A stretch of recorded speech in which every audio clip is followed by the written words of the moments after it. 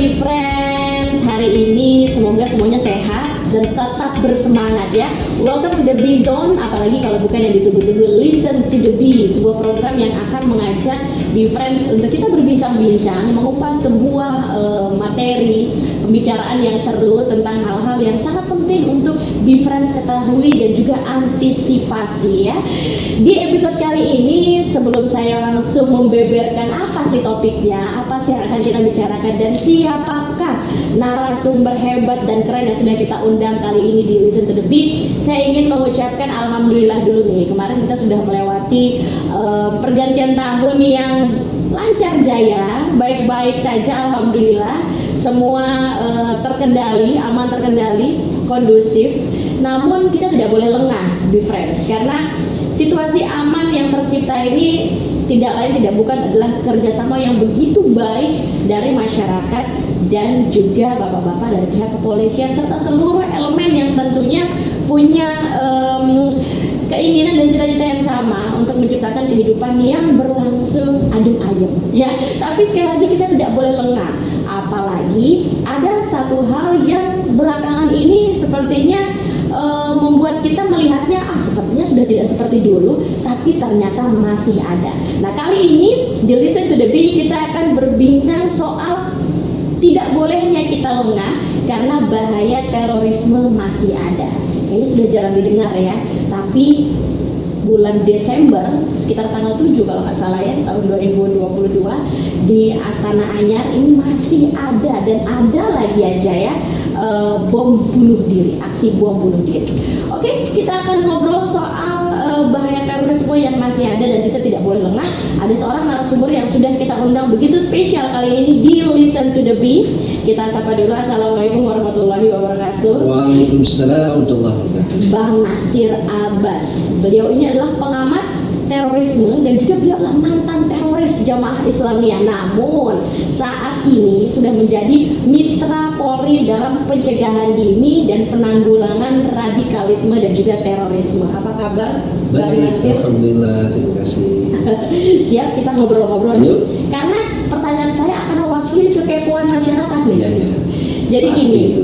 Walaupun dasarnya dari kepo atau rasa penasaran, tapi sekali lagi ya, masyarakat semua yang menyaksikan Listen to the Beat, kita akan mengorek banyak hal dari Bang Nasir.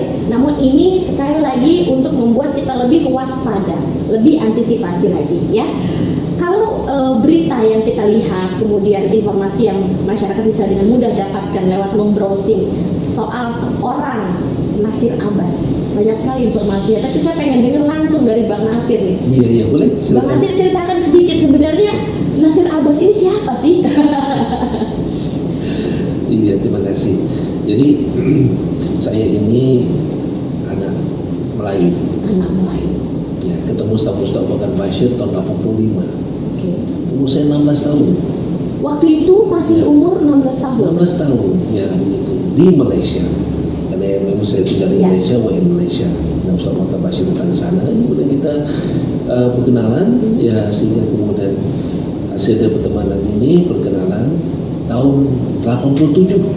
Ya 1987 akhir tahun saya ditawarkan oleh Ustaz Abu Bakar Bashir untuk ke Afghanistan. Itulah bermula. Ya. Usia pada saat itu berarti baru 18 tahun. 18 tahun. Ya. Jadi kalau misalnya orang mengkhawatirkan bahwa anak-anak remaja menjadi sasaran, ya memang dari dulu anak remaja itu semua menjadi sasaran. Salah satunya korban sasaran anak remaja ya saya sendiri. Kenapa yang membuat remaja ini menjadi sasaran empuk gitu? Ya begini, sebenarnya pertama anak remaja ini kan masih labil. Ya. Ya mereka masih mencari jati dirinya. Lifetime crisis gitu ya. Betul, mereka juga suka ikut-ikutan ya begitu. Kemudian mereka tidak punya beban yang banyak. Ya tidak seperti orang-orang dewasa yang sudah punya keluarga, punya anak ya. Namun itu juga bisa berpulang direkrut. Tapi paling rentan sekali adalah anak-anak remaja. Ya. Nah, salah satunya saya dan juga beberapa orang yang lagi yang kemudian terekrut menjadi kelompok NII. Itu pada saat itu disebut kelompok NII. NII belum disebut Jamaah Islamiyah. Belum ada Jamaah Islamiyah. Jadi mereka dulu itu dari kelompok Negara Islam Indonesia. Ya mungkin masyarakat ingat ya. Dulunya pernah ada yang dibentuk oleh Kartosuryo tahun 2009. Kemudian selesaikan atau ditangkap pemimpinnya pada tahun 62. Ya, namun begitu para pengikutnya masih tetap terus melanjutkan. Ketangkap tahun 62 pemimpinnya, namun pada tahun 87 masih bisa memberangkatkan seorang Nasir Abbas ke sana. Bahkan mereka berangkatnya sejak tahun 84. Oke. Dari tahun 84 mereka sudah memberangkatkan orang-orang NII ke Afghanistan saat itu. Saat itu. Nah, saya tahun 87. Ini kalau yang dulunya ABG di zaman ini Iya. pasti tahu. Namun kita harus lebih konsentrasi lagi bahwa yang saat ini masih ABG atau remaja atau punya remaja di rumah harus benar-benar menyaksikan ini ya supaya tahu dan bisa mengantisipasi, bisa ikut dalam tindakan pencegahan ini ya. Iya. Berarti tahun 87, 18 tahun berangkat ke sana itu masih dalam NII. Iya betul, NII. Jadi di sana itu tujuannya orang-orang NII ini seperti Ustaz Wakar Bashir dan Ustaz Masuka dan mengirim orang-orang NII ke Afghanistan, tujuannya adalah untuk berlatih dan mendapatkan pengetahuan yang cukup dan dibawa pulang ke Indonesia dalam rangka mempersiapkan kekuatan menghadapi negara Indonesia. Nah, rencananya mau dibentuk negara Islam seperti mana dulu Kartosuryo pernah membentuk. Oke, jadi tujuannya adalah supaya bisa membuat Indonesia itu kembali seperti dulu. Ya, dirubah sistemnya, dirubah pemerintahannya. Oke, kok waktu itu pada saat ditawarkan bisa tertarik? Emang apa yang di? Sebenarnya yang tertarik bukan NII-nya. Pada saat itu tertariknya itu tempat konfliknya, Afghanistan. Yang membuat Bang Nasir tertarik ke sana. Saat itu ya tidak ada kata terorisme. Saat itu tidak ada kata ancaman teroris. Ya, dan konflik di Afghanistan itu hampir semua dunia menyebut itu adalah konflik masyarakat melawan Rusia. Nah, jadi istilah jihad, istilah mujahidin itu semua hal yang biasa saat itu. Sehingga kemudian pada saat saya masih remaja saya sudah baca baik di koran, di buku-buku tentang apa yang terjadi di Afghanistan, tumbuh rasa keinginan dan semangat solidaritas sesama Muslim. Ya, maka pada saat ditawarkan pergi ke Afghanistan, saya merasa bahwa ini suatu karunia buat saya, bisa saya berangkat secara gratis lagi ke sana, ya, dan bisa membantu masih di sana. Nah, itulah dia sebenarnya motivasi yang selalu diberikan kepada anak-anak remaja, ya, untuk membantu saudara. Solidaritas, memberikan kepedulian. Ditambah lagi gratis. Nah. Saya kira embel-embelnya itu pendidikan gitu, karena ada ilmu yang akan ditimba di sana. Ada nggak sih approaching yang seperti itu bahwa di sana nanti akan ada perkuliahan atau ada sedikit sekolah atau pembelajaran gitu? Tidak, enggak, ya? bukan itu menjadi iming-imingnya. Yang menjadi iming-iming adalah di sana kita akan berjihad, mendapatkan pahala besar, dijanjikan surga, dan juga akan mati syahid. Ya, jadi kalau status mati syahid itu ya dipahamkan, ketika seseorang itu mati syahid berarti dia akan langsung mendapatkan balasan surga dan bisa membawa keluarganya masuk ke dalam surga juga. Nah, indoktrin itulah yang kemudian hingga sekarang masih dipakai. Maka beberapa anak-anak remaja yang kemudian belakangan dia di Astana Anyar itu, dia meledakkan dirinya dan meyakini bahwa kalau dia mati meledakkan dirinya melawan musuh yang dianggap sebagai musuh, ya, maka dia akan mati syahid dan dia akan masuk surga. Nah, doktrin itu yang selalu diberikan dan dulu juga saya dapatkan. Jadi menurut Bang Nasir dari dulu sampai sekarang itu doktrinnya masih sama aja? Kurang lebih hampir sama. Tapi ada improvisasi ya? Ada. Ya. Mungkin melihat juga saat ini remaja itu macam-macam gitu loh. Acceptance mereka tuh nggak hanya dengan mudah diajak untuk yuk do something big gitu kan, tapi ada beberapa hal-hal yang mungkin bisa disusupi juga. Nah, ibarat seperti orang di berjalan, jaring menangkap ikan, kan tidak semuanya ikan ditangkap. Ya, maka ada yang dapat dan tidak dapat. Begitu juga pada saat berusaha untuk menggalang, merekrut pada anak-anak remaja ini, ada juga yang tidak nyangkut gitu, tapi ada juga yang kemudian terpapar dan juga ikut serta. Nah, maka orang-orang ikut serta inilah yang kemudian lanjut dan terus lanjut dalam kelompok ini. Oke, itu tahun 1987 dengan namanya masih NII ya, Negara Islam Indonesia. Ya. Kapan Bang Nasir awalnya berkenalan dengan jamaah Islamnya? Setelah 3 tahun di Afghanistan, setelah menunaikan setelah selesai pendidikan di Akademi Militer Mujahidin Afghanistan. Kayaknya saya masuk 87, lulus tahun 90. Ya, lalu saya terpilih menjadi salah satu tenaga pengajar. Ya.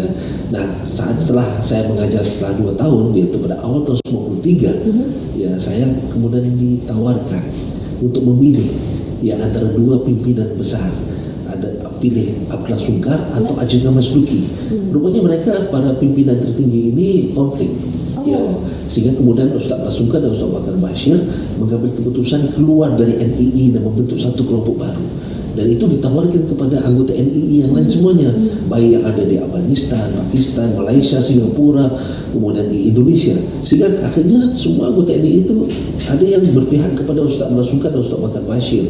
Nah, yang berpihak pada Ustaz Abdullah Sungkar dan Bakar Bashir ini pada awal tahun 93, ya tepatnya sekitar bulan Januari, itu kemudian membentuk kelompok yang mereka namakan dengan Al-Jamaah Al-Islamiyah, atau kita kenal dengan nama Jamaah Islamiyah atau JI. JI ya, itu tahun 93 gitu ya. Langsung jadi anggota tuh? Langsung jadi anggota karena saya memilih Ustaz Abdullah Sungkar, kemudian menjadi bagian kelompok itu. Tadi sempat Bang Nasir bilang balik dari Afghanistan langsung jadi pengajar. Di sana? Di sana? Belum balik dari Afghanistan. Di sana belajar tapi bisa langsung jadi pengajar? Karena pendidikan saya mendapatkan di Akademi Militer Mujahidin Afghanistan, di tempat pendidikannya. Maka saya terpilih untuk tetap bertahan di sana menjadi tenaga pengajar. Maka saya mengajar, makanya banyak murid-murid saya dari orang Indonesia, Malaysia, Thailand, kemudian dari Filipina, orang Yaman, Pakistan, Kashmir, begitu yang menjadi murid-murid saya. Ya, di antaranya para pelaku hukum itu seperti Ibu Samudra, Umar Patek, ya Nur Matin, kemudian Ali Imran, itu di antaranya yang menjadi murid saya. Itu termasuk bagian dari kurikulum waktu belajar di sana? Ya, memang itu tempatnya belajar segala macam senjata, segala macam bahan peledak, belajar bagaimana meracik dengan bahan-bahan kimia, semua diajarkan di sana selama 3 tahun. Selama 3 tahun belajar hal itu. Saat menjadi anggota Jamaah Islamiyah berarti sudah fase lah ya untuk merakit bom, senjata, ya kan? Boleh dikatakan para pimpinan Jamaah Islamiyah pada awal terbentuknya mereka adalah orang-orang yang lulus dari Akademi Militer. Waktu berangkat ke sana, sempat ada pertanyaan dalam diri nggak sih, loh kok kita pelajarannya ini ya? Gitu. Ya, awalnya saya malah berpikir kenapa tidak langsung perang? Karena sudah masih semangat girohnya semakin kuat gitu. Tetapi ketika waktu ditempatkan di Akademi Militer masuk ke sekolah, saya pikir kenapa kita di sini bukan untuk sekolah, kita di sini mau perang. Akhirnya mereka menjelaskan kita harus punya pengetahuan dulu sebelum berperang. Ya, itu yang membuat saya kemudian luluh lah ya, karena disebutnya al-ilmu qabla al-amal, harus berilmu dulu sebelum beramal. Ya, belajar dulu. Nah, jadi tidak kaget ya, karena memang harus tahu pengetahuan tersebut. Mereka bilang kamu mau menembak harus belajar dulu, kamu mau perang harus belajar ilmu perang ya. Nah, disitulah kemudian belajarnya lah seputar itu untuk digunakan di medan pertempuran ya. Dan di situ belajar bagaimana leadership, juga belajar bagaimana taktik-taktik strategis ya begitu. Itu semua diajarkan dalam kurun waktu 3 tahun itu ya. Betul. Ilmu-ilmu pertahanan. Ditambah lagi saya menjadi tenaga pengajar. Udah langsung habis belajar langsung ngajarin, jadi betapa ingatnya itu ya. Lain kalau kita belajar setelah itu nggak langsung dikasih tugas ngajar, itu lain sekali ya. Oke, pada saat berada di sana berarti ilmu untuk merakit bom, senjata dan lain-lain itu didapat di sana. Apakah setelah pulang ada lagi ilmu tambahan yang didapat di tanah air? Saya balik ke Malaysia pada akhir tahun 93. Ya, kemudian saya ditugaskan sama, saat itu sudah statusnya JI ya, karena Ustaz Bakar Bashir dan Ustaz Abdullah Sungkar juga posisinya ada di Malaysia ya. Nah, awal tahun 93 saya bersama Hambali yang sekarang ada di Guantanamo ya, saya bersama Hambali berdua ditugaskan untuk membuka camp di Myanmar, di Arakan, di tempat Rohingya untuk membantu orang-orang Rohingya ya. Tapi setelah saya berada di sana sekitar 2 minggu ya, masuk pun lewat Bangladesh secara ilegal. Kemudian saya memutuskan bersama Bali tidak mungkin untuk buka camp pelatihan di sana. Akhirnya kami pulang. Nah, akhir tahun 94 saya ditugaskan ke Filipina. Ya, di sana pada sekitar bulan Oktober saya buka camp di Filipina. Saya membantu separatis di sana dari kelompok MLF, Moro Islamic Liberation Front. Nah, di sanalah muncul baru murid-murid saya baru dari bangsa Moro.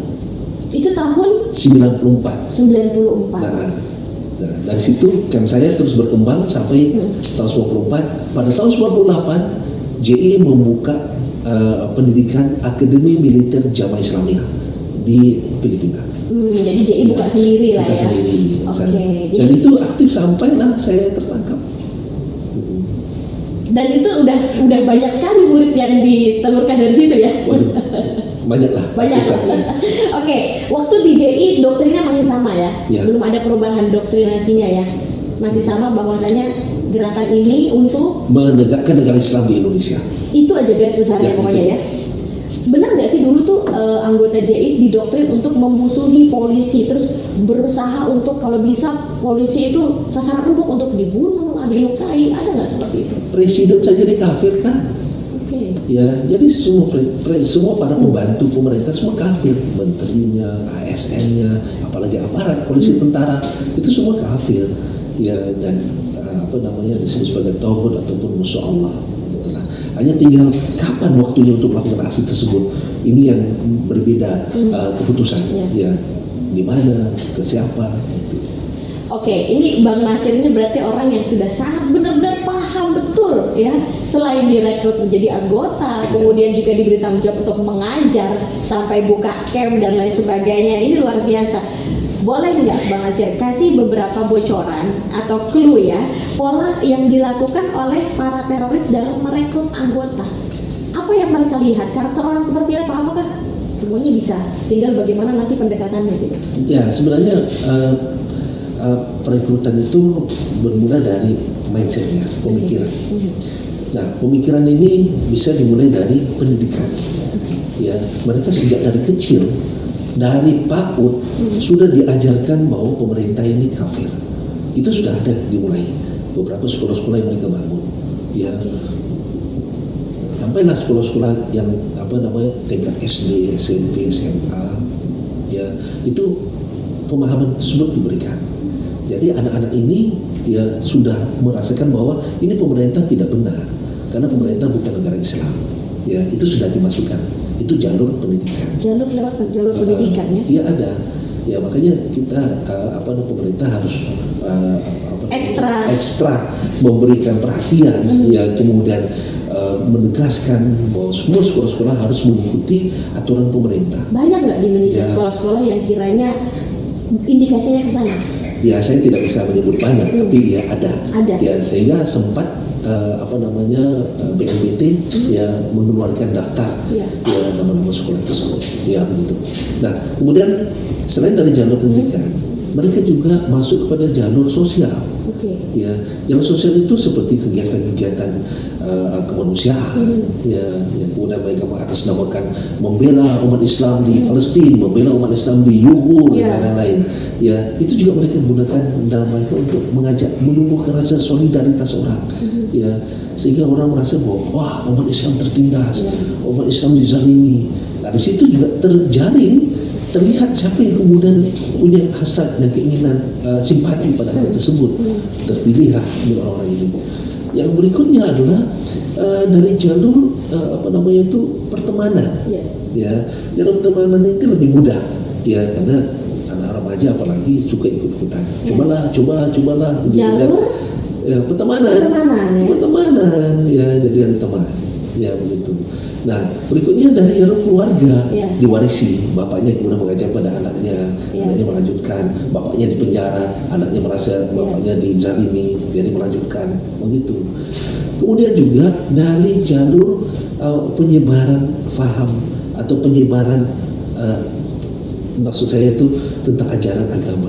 Ya. Nah, dari ajaran agama ini ya, ketika mereka kumpul dalam pengajian, tabligh akbar, ya kegiatan kelas agama yang lain, pasti di antara para peserta ataupun murid-murid yang datang itu, ya atau jamaah yang datang itu, ada di antara mereka yang kemudian punya antusias untuk bertanya lebih. Ya, Ustaz, bisa nggak saya tanya ini? Ustaz, bisa saya datang berkunjung? Ustaz, bisa? Nah, ini orang yang kemudian punya antusias yang lebih, maka dia sudah tumbuh rasa suka. Itu ditandain tuh ya? Ditandain, Oh. ya begitu. Ya, sehingga kemudian nanti diarahkan, ya sudah, nanti kamu ikut kelas ini ya, kamu itu sudah sahabat saya tidak langsung, dia sudah terseleksi, ya sudah dipilah-pilah. Ya. Makanya ada kelas yang untuk umum dan ada kelas yang untuk khusus, ya begitu. Ya begitu juga kemudian dari saat ini media sosial ini juga memainkan peran yang sangat penting pada zaman sekarang ini. Ya, yang kadang-kadang kita tidak tahu dari orang yang kita sayang, anak kita, kakak adik kita, saudara kita, teman-teman kita. Ya kadang-kadang mereka membaca sesuatu di media sosial. Ya baik media sosial ataupun website atau apalagi lah begitu. Sehingga kemudian mereka masuk kepada room chat atau masuk kepada grup chat, forum, sebuah forum, forum ya. Coba-coba ingin tahu, akhirnya disitulah terjadi komunikasi. Tambahlah pengetahuan bagi mereka sebatas yang itu, jadi terarahkan. Ya, jadi ini perlu masyarakat hati-hati ya di dalam keadaan zaman sekarang ini. Informasi tidak terbatas. Oleh karena itu sebenarnya karena dengan tidak terbatasnya ruang penyebaran informasi, kita harus cerdas, masyarakat harus cerdas. Harus bisa memilah ya. Ya, pemerintah memang sudah menjalankan tanggung jawabnya untuk ada tanda-tanda dan ciri-ciri yang harus kita waspadai. Apalagi kemudian ada slogan untuk saring sebelum sharing. Ya. Harus saring dulu. Ya, tapi kadang masyarakat juga tidak pandai untuk nyaring. Karena ikut-ikutan. Ya, ikut menyebarkan. Ya kan, wah ini seru nih, padahal itu hoax. Wah ini seru nih, padahal itu fitnah. Ya kan, akhirnya ikut juga menyebarkan. Nah, makanya kita harus rajin-rajin tabayun. Ya, rajin-rajin tabayun, rajin-rajin klarifikasi. Setiap apa saja yang kita baca, kita lihat, kita nonton dan kita dengar, ya itu akan lebih aman. Benarkah berita ini? Benarkah ini? Nah, yang paling utama adalah ketika seseorang itu atau suatu kelompok itu kemudian ada suara menganggap bahwa pemerintah ini musuh yang boleh diperangi, musuh yang boleh dibunuh, nah, ini sudah jadi ciri signifikan. Itu sudah signifikan. Selain itu kita perlu membedakan.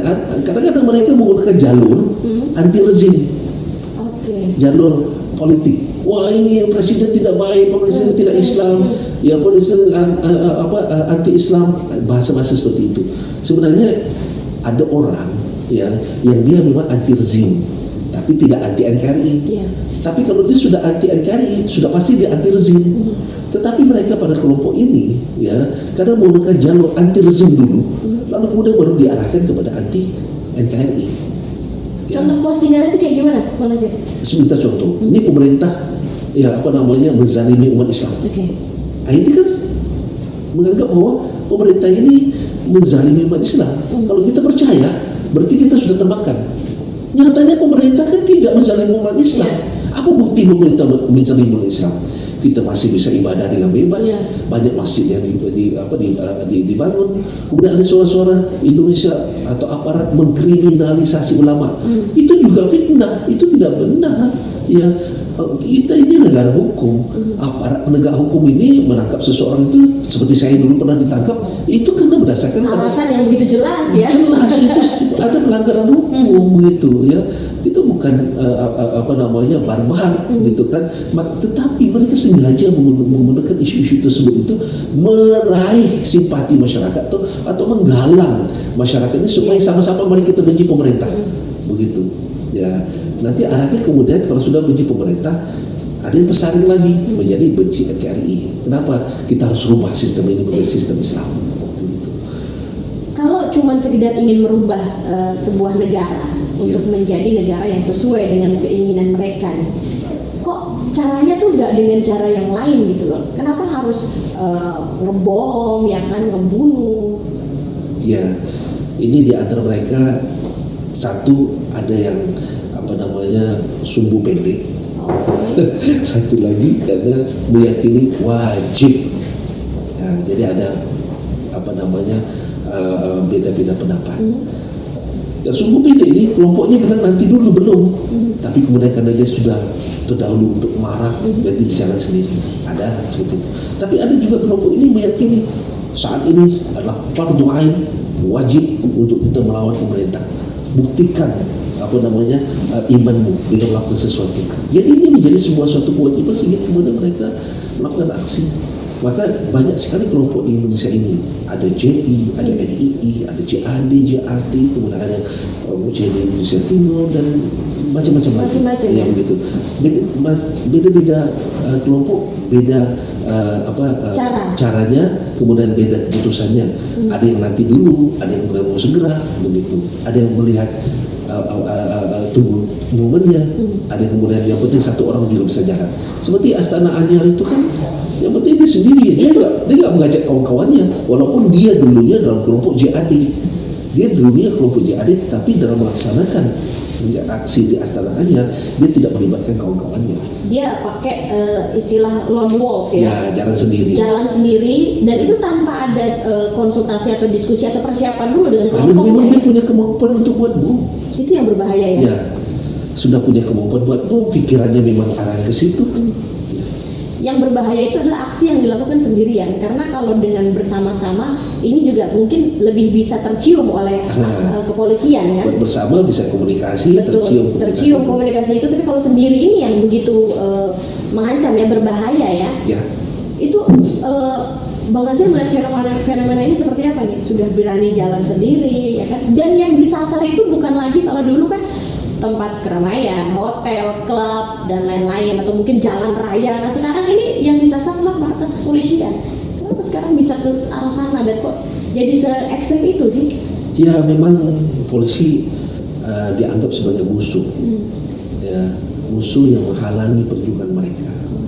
Polisilah yang menangkap para pimpinan mereka, polisilah menangkap para teman-teman mereka, polisilah yang mempidanakan, ya kemudian membuat teman-teman mereka ditangkap dan dipenjara, sehingga kemarahan itu kepada polisi. Ya, kenapa tidak tentara? Ya sama juga kalau di tempat Poso juga ada tentara yang dijadikan sasaran. Ya, siapa saja yang terlibat dalam menghalangi gerakan mereka itu dianggap sebagai musuh. Jadi ke arah kantor polisi ini karena menganggap ini nih yang suka ngalangin planning dan juga strategi yang udah demikian diatur. Seperti tahun peristiwa bom Tamrin. Ya, saya lupa tahun berapa, bulan ini Januari tanggal 14. Yang mereka sasarkan pos polisi yang ada di lampu merah Tamrin tersebut. Ya itu. Karena menganggap bagi mereka siapa saja yang penting polisi. Pernah juga polisi lantas ditembak dari dalam mobil, mereka menembak polisi lantas. Itu pernah juga terjadi. Ya, karena keyakinan mereka yang penting berbuat sesuatu. Nah ini memang sangat sadis sekali. Itu yang mereka lakukan pola ngancam atau pola nyerang kalau kayak gitu? Mereka sebut pola nyerang karena pimpinan mereka mengatakan yang penting berbuat sesuatu. Kalau punya senjata, kalau punya bom pakai bom, kalau tidak punya pakai senjata api, kalau tidak ada pakai senjata tajam, kalau tidak ada pun ya pakai batu. Maka kita lihat ada beberapa kejadian mereka pakai motor langsung diterobos ke arah kantor polisi seperti yang terjadi di Sumatera Utara. Bukan mengecilkan persoalan nih Bang Nasir ya. Saat ini yang dilakukan oleh para teroris ini kan alhamdulillah begitu ada yang udah ketahuan, begitu mudah dicium dulu gitu loh tindakannya, atau mungkin yang mereka lakukan ibarat kalau kemarin kita lihat ya, bomnya di lokasi itu gitu loh, korbannya ada di situ gitu. Yang menjadi ketakutan masyarakat saat ini adalah jangan sampai organisasi ini sedang merencanakan sesuatu yang begitu besar gitu, yang ancamannya lebih mengkhawatirkan lagi. Ya, kita bersyukur ya pihak kepolisian tidak pernah berhenti dalam melakukan penindakan hukum dan juga dalam melakukan preemptif ataupun pencegahan.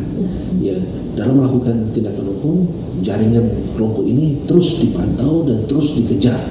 Ya, dan kita juga monitor di berita-berita ya Densus 88 aktif melakukan penangkapan. Ya. Tapi dari sisi lain juga kemudian masyarakat diberi pencerahan seperti contoh dari Korbinmas kemudian melakukan kegiatan pencerahan kepada kampus-kampus, pesantren, kepada masyarakat. Ini kan bagian daripada memberi bekal kepada masyarakat. Jadi masyarakat ini melek, mengerti, tahu apa yang harus mereka lakukan. Ya, seperti yang tadi bilang kita harus kepo. Ya memang masyarakat harus kepo. Ya jangan sampai ternyata tetangga sebelah rumahnya jadi tempat bikin bom. Ya karena dia tidak kepo. Ya jadi kita itu memang masyarakat harus kepo. Dan terus apa yang harus dilakukan? Hubungan antara masyarakat dengan aparat itu tetap harus dijalin dengan baik. Ya, kalau bisa ada rumah-rumah yang kemudian dicurigai ataupun warga yang dicurigai, ya sudah ajak aja kasih tahu, lapor pada RT RW, kemudian hadirlah dari Babinkamtibmas dari kepolisian untuk datang sekelo tanya kabar. Cukup itu saja. Bagi orang yang punya niat jahat, dia akan merasa resah. Oh, ada polisi datang ke rumah saya, gitu kan. Wah, menjadi perhatian. Berarti dia menganggap bahwa tidak nyaman lagi. Ya, maka kalau memang dia punya niat jahat dan sudah merasa tidak nyaman, dia pasti akan pergi. Ya, jadi masyarakat harus proaktif. Masyarakat harus peduli dan kepo pada sekitarnya. Yang paling mudah dideteksi itu adalah yang modelnya kayak gimana? Tetangga yang kayak apa? Atau mungkin warga baru kah? Atau bentuk rumahnya seperti apa? Ajak ngobrol. Ajak bicara. Ya begitu. Kenapa? Karena kita nggak bisa menandai mereka dari sisi pakaian. Tidak boleh kita sebut mereka yang jidatnya hitam, celana jengkang, itu kemudian kita sebut sebagai teroris atau keluarganya pakai cadar. Tidak boleh. Tidak sesederhana itu. Tidak sesederhana itu. Tetapi ketika kita ajak bicara, ajak ngobrol, apalagi kita bicara soal masalah isu politik atau lain-lain, terus kita bicara soal masalah, kamu dengar nggak itu kemarin di Astana Anyar itu ada bom itu? Lihat apa responnya? Nah, ketika kita mendengar responnya itu penting. Ketika dia mengatakan, wah itu tidak benar itu. Kalau dia mengatakan, wah memang patutlah polisi itu kan musuh itu. Itu sudah tanda-tanda. Oh nggak apa-apa itu bagus itu katanya kan. Itu sudah tanda-tanda. Biarin aja itu kan. Polisi kan memang tidak baik jeli dan saling gitu pada umat Islam. Nah hal-hal ini yang perlu kita lakukan. Ajak ngobrol. Ya kadang-kadang mereka membaur. Ya mereka tahu bahwa ciri-ciri disebut oleh aparat, oleh pemerintah bahwa ciri-ciri ini mereka mengucilkan diri, ya menutup diri, tidak gaul sama masyarakat. Di mata mereka bergaul. Ya makanya ajak bicara, ajak ngobrol. Ya. Berarti masyarakat ini diharapkan saat ini harus lebih cerdas dan lebih jeli. Ya khususnya bagi RT RW. Ya perangkat desa. Perangkat desa ini lah yang harus lebih aktif. Betul, harus lebih menelisik lagi gitu kan warga saya. Karena sekarang mereka juga pastinya sudah punya pola-pola yang lebih lebih antisipatif juga terhadap strategi yang dilakukan oleh pihak kepolisian sekarang ya kan. Ya siapa mengira si Agus yang pelaku Astana Anyar itu kemudian melakukan aksi, dia berjualan gerobak juga, ya jual makanan, sama keluarganya juga baik biasa-biasa. Ya ternyata dia bikin sesuatu kan. Nah saya di rumah kadang-kadang kalau nonton berita, saya ajak anak-anak saya nonton berita, khususnya bagi isu-isu yang sekarang. Kemudian saya tanya mereka bagaimana menurut kamu ini, khususnya dalam masalah radikalisme terorisme.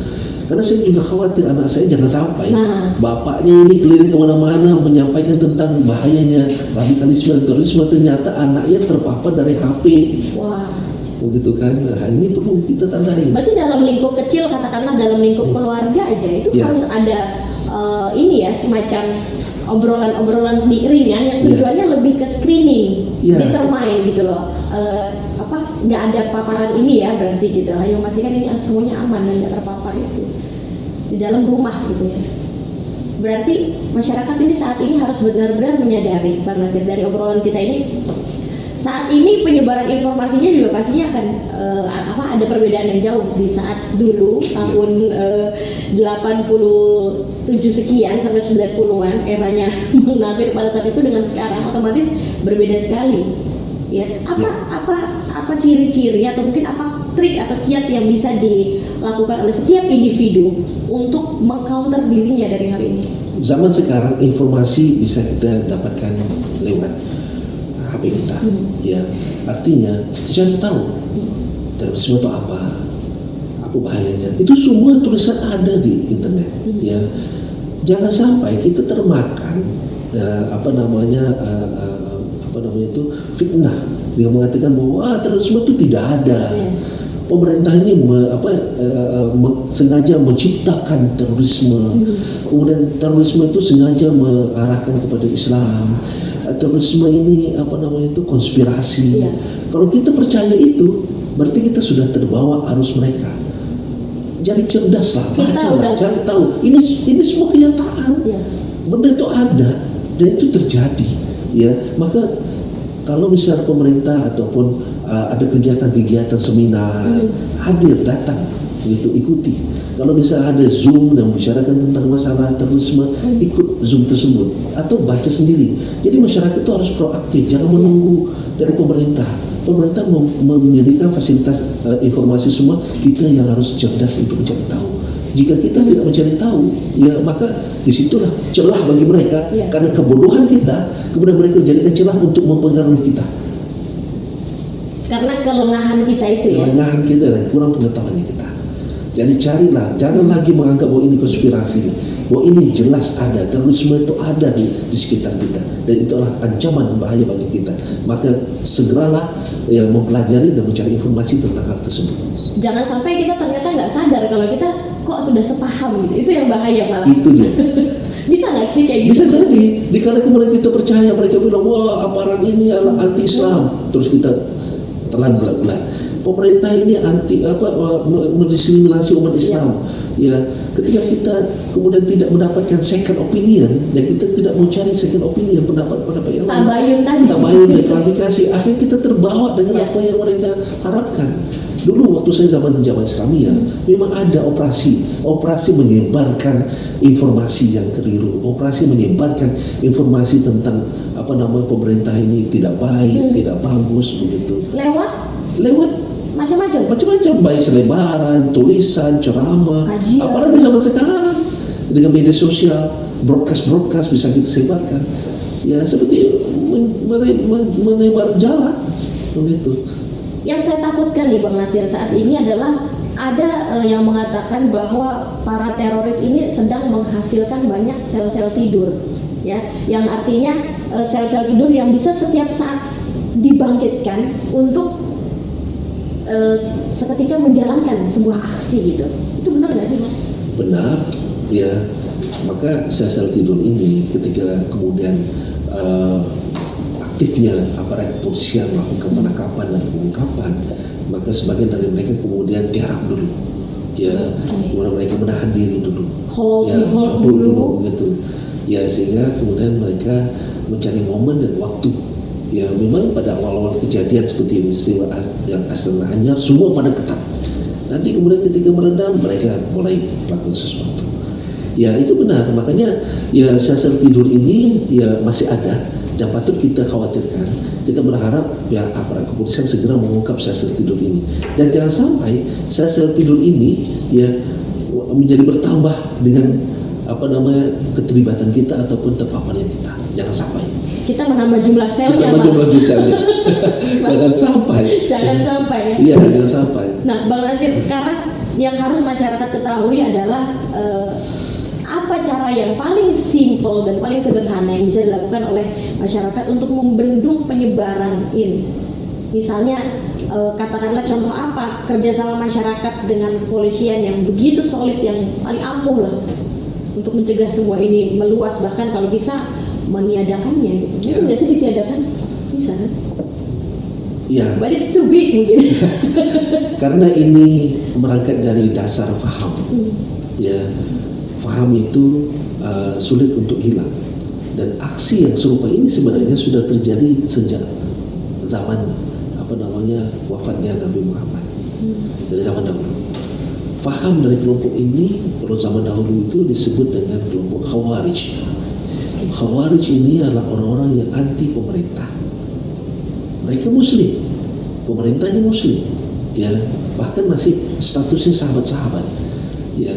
Lalu kemudian karena mereka anti pemerintah, membenci pemerintah, dan mereka mengkafirkan dan menghalalkan membunuh Muslim yang lain. Itu paham itu sudah sejak zaman setelah wafatnya Nabi hingga sekarang masih ada.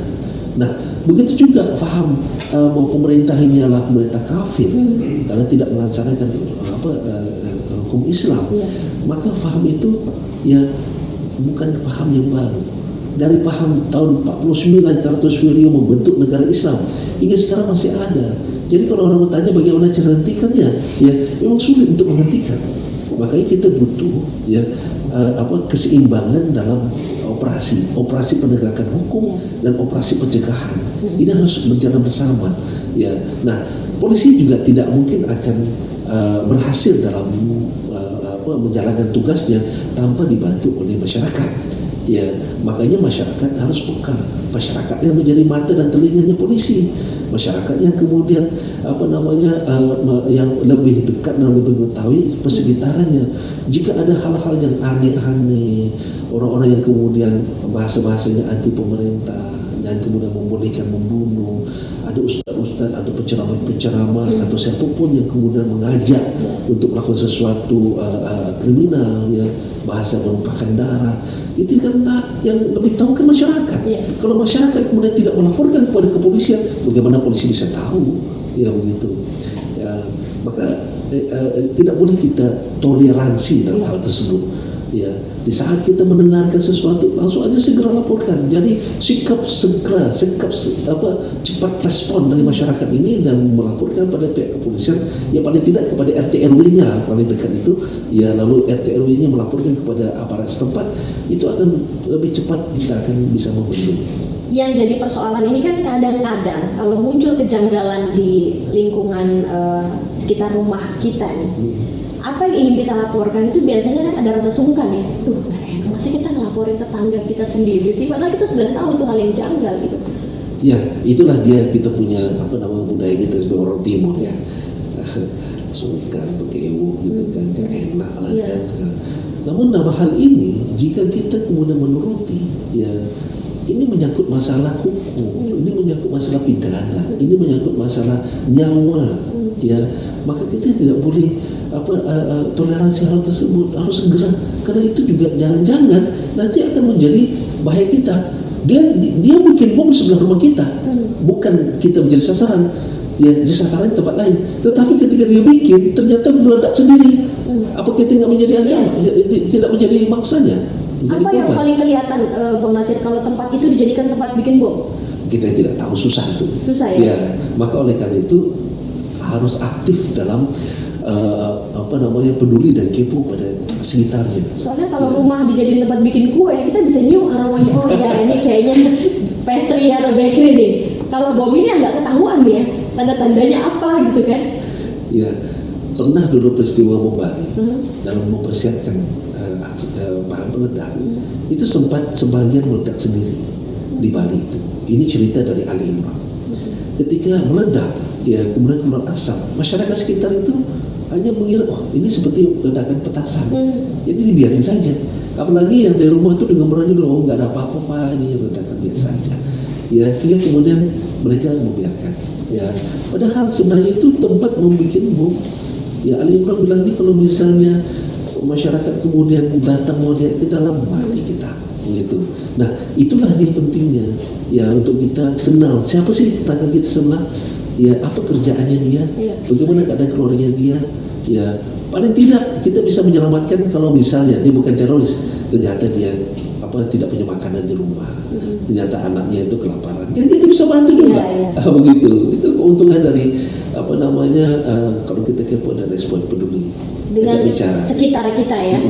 Nah, untuk pesan untuk kepada masyarakat nih, Bang Nasir, kalau tadi kan hati-hati ya, ini bisa nyebar lewat jalur pendidikan, bisa nyebar lewat jalur sosial, bisa itu dikasih satu summary lah buat masyarakat supaya ini menjadi catatan penting. Ya, pesan saya adalah ya jangan percaya kepada orang yang bilang terorisme itu konspirasi. Jangan percaya kepada orang yang bilang ya bahwa pemerintah itu anti Islam. Jangan percaya ya kalau orang bilang terorisme itu hanya menyudutkan agama Islam. Jangan percaya. Kenapa? Ini pesan ya yang masih tersimpan hingga sekarang. Kenapa? Ketika kita percaya, berarti kita sudah mulai membenarkan mereka, dan itu yang mereka mau. Sedikit demi sedikit nanti kita akan terus ikut keinginan mereka. Nah oleh karena itu ya masyarakat harus cerdas, harus klarifikasi, harus tambah pengetahuan dengan rajin membaca. Ya soalnya ini berangkat dari faham, ya. Kalau misal pemikirannya, fahamnya, logikanya sudah terbawa kepada apa yang mereka inginkan, secara tanpa kita sadari kita sudah mengikuti kemauan mereka dan keinginan mereka. Ya, itu yang bisa saya beri pesan. Sekali lagi, rajin-rajinlah tabayun, rajin-rajinlah klarifikasi supaya kita tidak termakan info-info hoax ataupun fitnah. Karena karakteristik tadi itu sebenarnya pola pikir dari jaringan terorisme tadi ya, untuk tidak percaya dengan pemerintah, ya kan, kemudian untuk tidak percaya dengan aparat keamanan, kepolisian, itu jelas itu ya, berasal dari sana, itu masih original loh. Jadi itu benar-benar, soalnya sekarang banyak sekali loh Bang Nasir di sosial media itu akun-akun yang arahnya ke sana gitu loh. Yang menjaga keamanan kita siapa sih? Aparat. Iya. Kalau kita nggak percaya sama aparat, mau jadi apa kita? Ini yang lucu ya. Ya. Dan kadang-kadang yang saya lihat itu komennya tuh banyak sekali yang agree gitu loh. Ini miris sekali, dan itulah sebenarnya sasaran empuk ya untuk mudah disusupi doktrin-doktrin tadi. Oke, Bang Nasir, terima kasih banyak untuk apa yang telah disampaikan kepada kita semua agar lebih bisa berhati-hati, karena itu tadi saat ini pola rekrutmen kemudian juga pola penyebarannya ini sudah lebih terimprovisasi lagi dan ini harus kita waspadai ya. Terima kasih banyak Bang Nasir. Saya sebenarnya ingin ngobrol lebih banyak, tapi kalau kita kasih waktu 1 jam 2 jam ini nggak akan cukup. Oke, terima kasih banyak Bang Nasir, sehat selalu, dan terima kasih juga untuk Be Friends yang saat ini betul-betul concern dan menjadikan ini sebagai catatan penting agar kita tidak lengah kalau ternyata terorisme itu masih ada dan ini sedang menjadi sel-sel tidur dan ready to use kapan aja, dan ini yang harus menjadi tanggung jawab kita semua. Ayo kita bekerja sama dengan kepolisian untuk mencegah dan mengantisipasi radikalisme dan terorisme. Terima kasih banyak. Saya Rinanda, kita bertemu lagi di Listen to the Bee episode berikutnya. Wassalamualaikum warahmatullahi wabarakatuh.